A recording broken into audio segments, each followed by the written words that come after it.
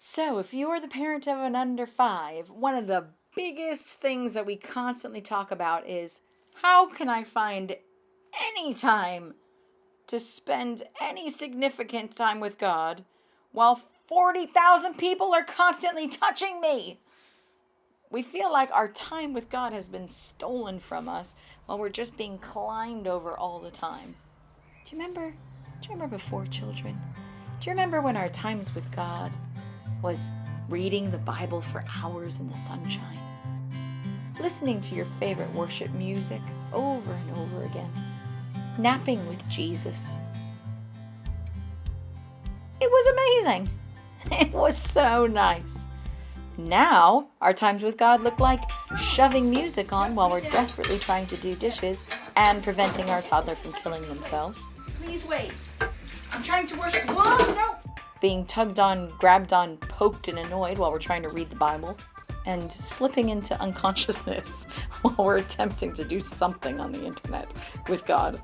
It's exhausting. It can feel like we never get time with God ever. And it can make our everydays feel dry, like we spend the whole day giving out. And if we don't get our time with God, then it just means our soul gets shrinking and shrinking and shrinking and shrinking. But it's not the way it's designed to be. As an under fives parent, I'm going to confess something. I never had a quiet time. I never managed to grab those 20 minutes. I just couldn't.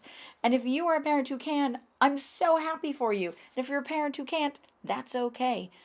Because it's not about whether or not you get your 20 minutes. It's about whether or not you're doing life with God. And actually, when you're home with under fives, you can have that time. Chat to him just in your head. You don't have to do it out loud. Just chat to him, narrate your life to God so that you can draw him close. Ask him questions as you're reading the book for the 14,000th time.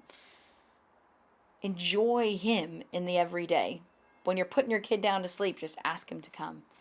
Instead of trying to get 20 minutes with God, make your whole life be with him.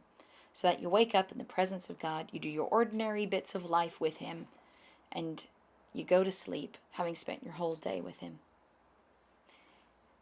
Life with under fives isn't about having our time with God stolen away. It's about finding a new pattern. And it's something you can do. So whack that worship music on, lay on the floor while your hands are moving blocks, sing in your heart, and enjoy your days with God. It is possible.